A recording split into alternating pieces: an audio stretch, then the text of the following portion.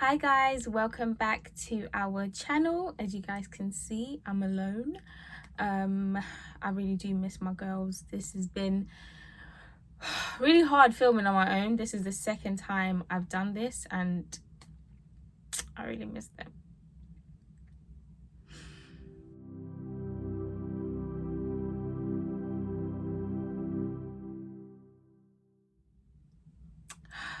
But anyway, we move. So as you guys can see from the title, I'm going to be talking about social work, job interviews, and just some tips on how to secure a social work job. So grab a tea, grab a snack, grab a drink, grab whatever, and let's get right into it.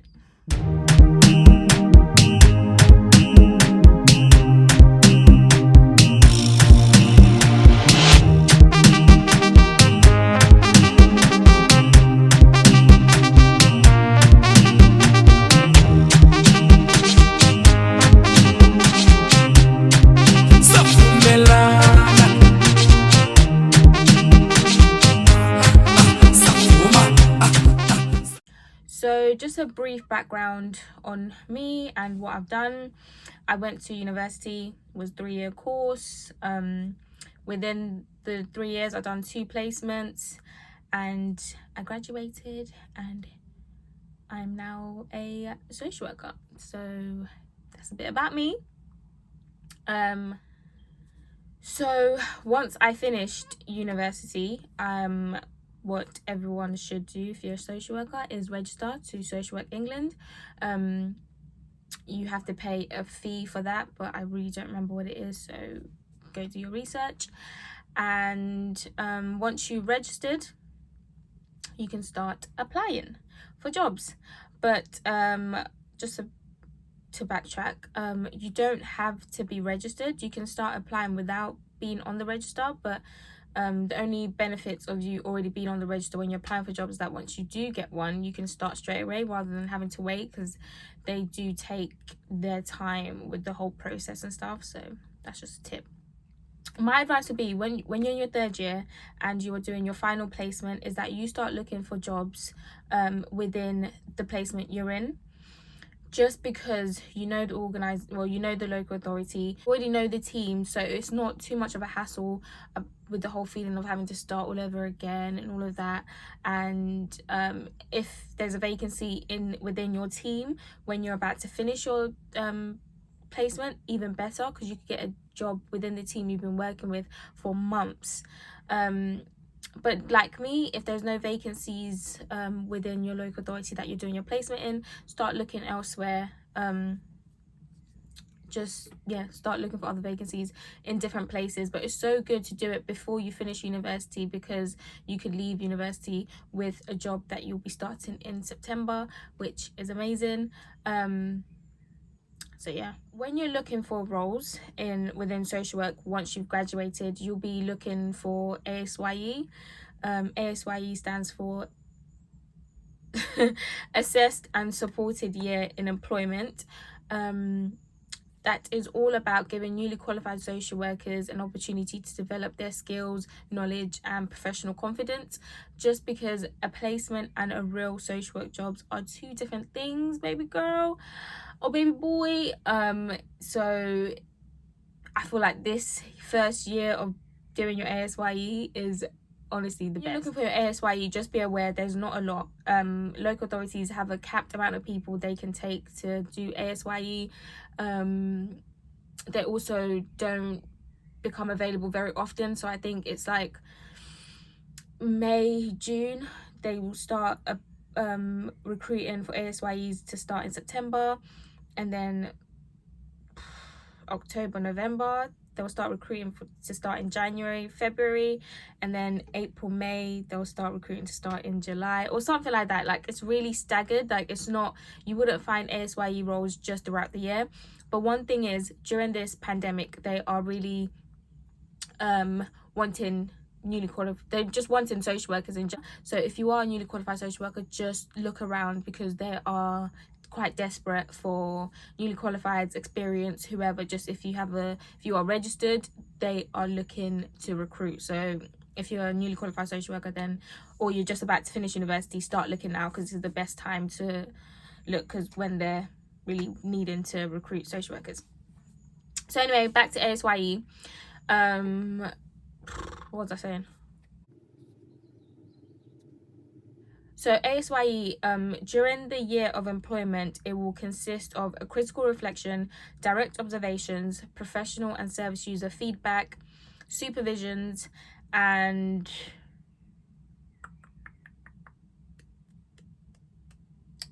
that's it. Supervisions, and that's it. And every 3, 6, and 12 months, you will be reviewed, you'll be assessed. There'll be like a review meeting just to give you feedback on your progress and how you're doing. And it gives you an opportunity to speak about if things are a bit difficult for you, if you need more time with certain things. And it's just an opportunity to kind of just let everyone involved know how it's going, and they can tell you if there are areas that you need to develop in, and so forth and so forth. One thing about your first year in employment while being a social worker doing your ASYE is that you'll be really supported. There's a capped amount of cases you can have, and I feel like this is the best time in your social work career to kind of gain all the knowledge you can, because after this year you're probably going to be on your own, and yeah, you ain't gonna be having that help no more. Okay, so some interview tips. These are 5 or 6 tips which has helped me secure a job. These are tips that have helped me secure a job, and I feel like they're very transferable. So if you are watching this and you're not a social worker and you don't plan on going for a social work job, you can use these tips for any job that you are applying for. So tip number 1, know the KSS and PCS. I'm not going to go into much about what those are. Google it. If you're a social worker, you should know. We've been writing and reading about this for the past 3 years. Know them like the back of your hand. Like, honestly, the night before, just read through them, what they are. Memorize one of each, so one KSS and one PCF, and think about an example from your old placement, workplace or work experience that you've done, an example of how you met one of those PCFs or KSS, because I guarantee you they are going to talk about them in the interview. So just be prepared for that, and just prepare an example to use of how you met each of them. Tip number 2, study the job description and person specification. Knowing what kind of a person an employer is looking for is very important, because you want to be able to look at yourself, look at the skills you have, look at the experience you have, and tell this person why you feel like you meet this person's specification, and why the job description is perfect for you, and how you will be able, and what you'll be able to bring to the table in this new role. I think that's very important. Confidently knowing that you can meet the requirements they are looking for is also a bonus, because that's what employers want. They want to know that they're employing the right person for the role. And if you go in there saying, I meet this, I've done this, you're looking for that, I got that, is amazing. Do you know what I mean? Like, who wouldn't want that? Also, knowing laws and legislations is also really important, because you need to be able to reference that in everything you do in social work. So going in there knowing it already before they ask you is really good. So do some research on laws and legislations, or just do a refresher before going into the interview about laws and legislations, because that's probably going to come up as well. Number 3, know yourself and the organization very well.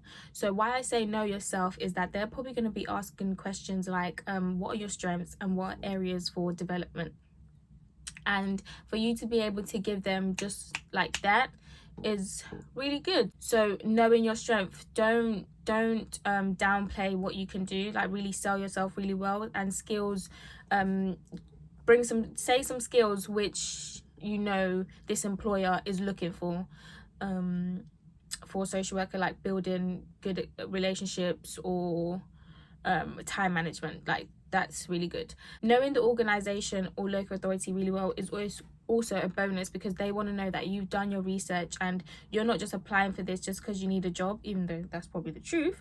They want to know that they want to know why you want to work for them and why this organization or local authority is why you pick them. I've been asked that in interviews, like, why have you picked this local authority as opposed to this local authority or this local authority?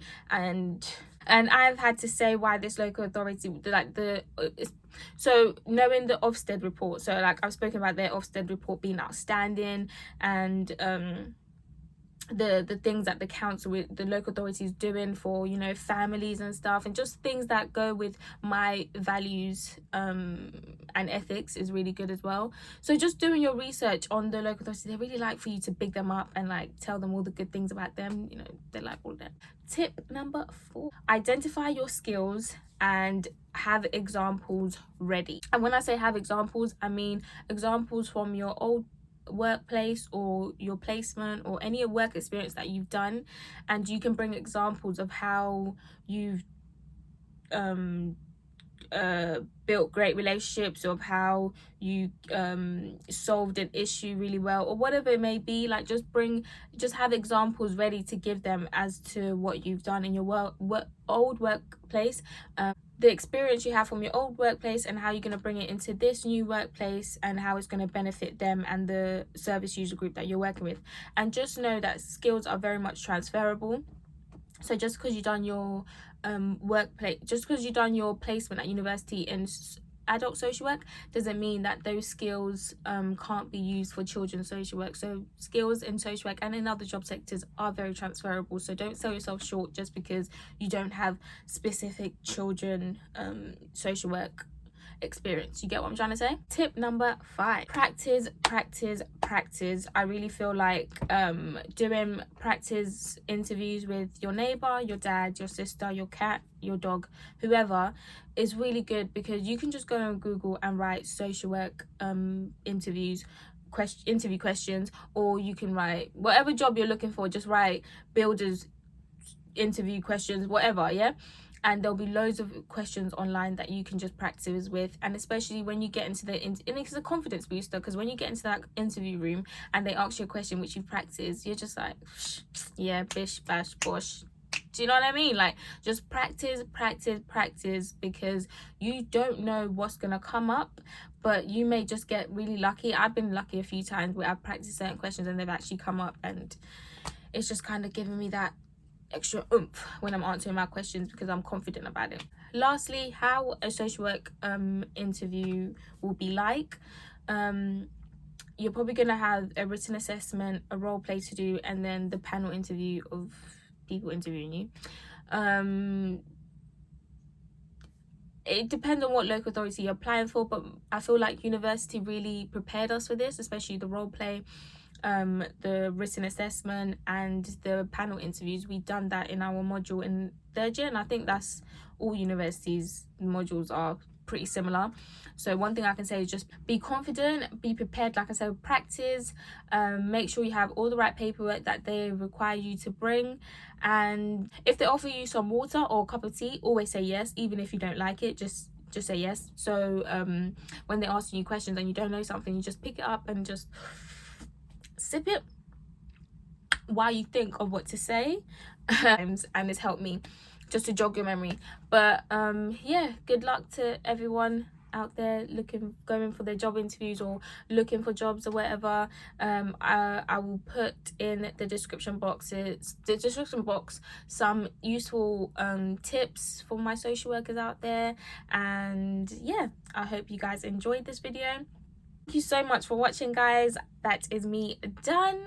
Please let me know if you have any questions or want me to elaborate a bit more on certain things that I've spoken about in the comments below. Guys, don't forget to like, comment and subscribe. Anyway, guys, that is me. Hopefully next time you'll be seeing me with my 2 girls, because I miss them, and we can't wait to create some more content for you guys. But anyway, stay safe, stay home, and stay alert.